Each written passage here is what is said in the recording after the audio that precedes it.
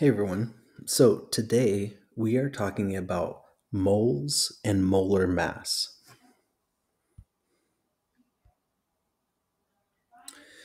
The learning intention for this lesson is to understand what the mole is in chemistry and how it can be useful.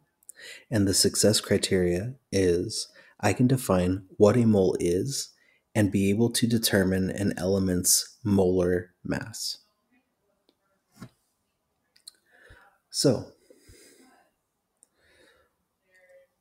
to start out, let me present you with a problem. Okay.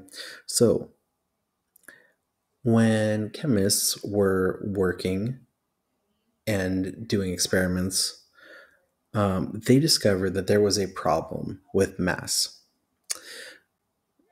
It says elements which would seem to combine in equal parts, such as in the equation below, do not combine evenly in terms of mass. In truth, the mass of chlorine used in this reaction is measurably less than the mass of sodium used in this reaction. This is because the equation above represents one sodium atom reacting with one chlorine atom to form one sodium chloride molecule. However, these two atoms have different atomic masses. Because their atomic masses are different, if the same amount of mass was measured for each substance, sodium would have many more atoms than chlorine, and the reaction would not be balanced. So let me see if I can explain this in kind of a more like visual way. Okay. Let's say that I had just a very basic chemical reaction. Okay. Let's say that I had, um, you know what? Let's just go ahead and use the one that was given. Okay. So the reaction was sodium plus chlorine becomes sodium chloride. Now, this isn't the most like straightforward thing, um, but we'll go with it.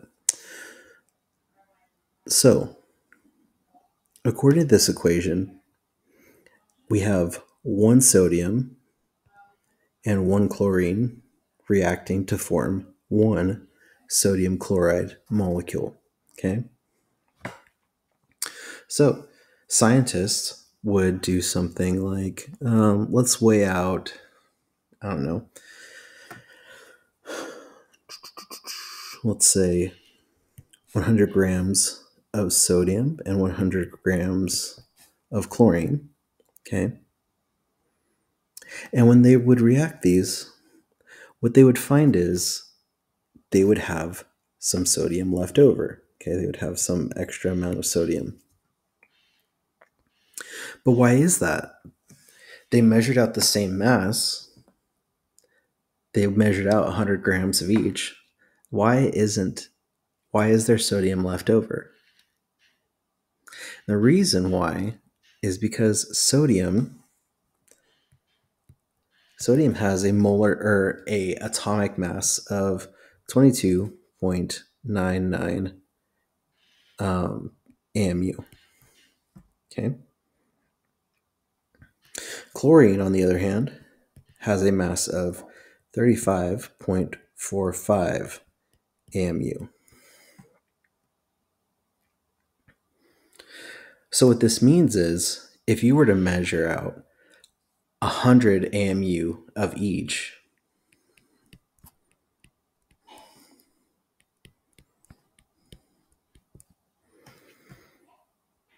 what you would end up with is something like about 4 sodiums, but only about 3 chlorines. Okay. Now we're talking about AMU here, right? If we were talking about grams, which is a much, much bigger unit, now you're ending up with way, way more sodium left over, right? Because mass doesn't account for this difference. So there's a problem. How do scientists come up with a way to measure atoms of different masses equally. So they came up with a solution. To solve this, scientists collaborated and created a new standardized unit. Now, a standardized unit is a unit which applies universally. Some examples of standardized units are like meters or seconds or liters. So what it means is basically no matter what the situation is, a second is going to be a second. That's just what it is, right? Now, in this case, this standardized unit applies to all elements and compounds, okay? So scientists come up with this new unit. And the new unit that they come up with is called the mole. So the mole is a standardized unit used to represent a specific amount of particles and is defined as the number of carbon atoms present in exactly 12 grams of carbon 12. So, because of how the mole is defined, the atomic masses listed on the periodic table are also molar masses. A molar mass is the amount of an element in grams needed to make 1 mole. So let me explain what I'm talking about here. So on the periodic table, right, we have atomic masses. And atomic masses are measured in atomic mass units. Okay? Make my M a little bit bigger there. Okay? Now this is helpful, but atomic mass units are so small that they're not really a super useful unit when you're doing some kind of experiment. So scientists need to come up with a specific amount, a specific measurement, something that is like universal. So they're actually pretty deliberate about how they define what a mole is, because what they do is they know that carbon 12, notice 12 right here. You should remember the 12 right here is the mass number. So carbon 12 is going to have a mass of 12 atomic mass units. But they defined a mole as exactly 12 grams of carbon 12. So if you have 12 grams of something that has a mass of 12 atomic mass units, what you've basically done here is you've said that 1 gram and 1 AMU are going to be used interchangeably here. So as a result of this, the atomic masses listed on the periodic table are also molar masses. You can use those numbers for either job.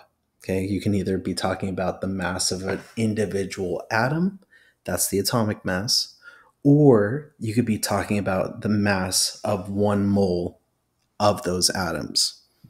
Okay, it really just depends on what unit you're dealing with. Remember, atomic masses are in AMU, molar masses are in grams.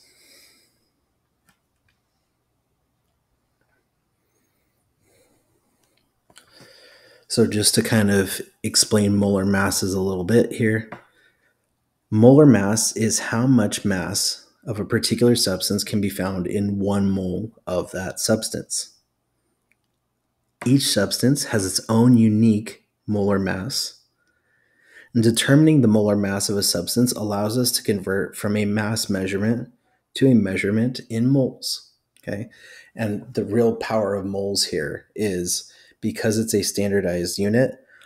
1 mole of sodium, for instance, will react with 1 mole of chlorine, and you will have the exact same number of particles, so they will react evenly and everything will get used up.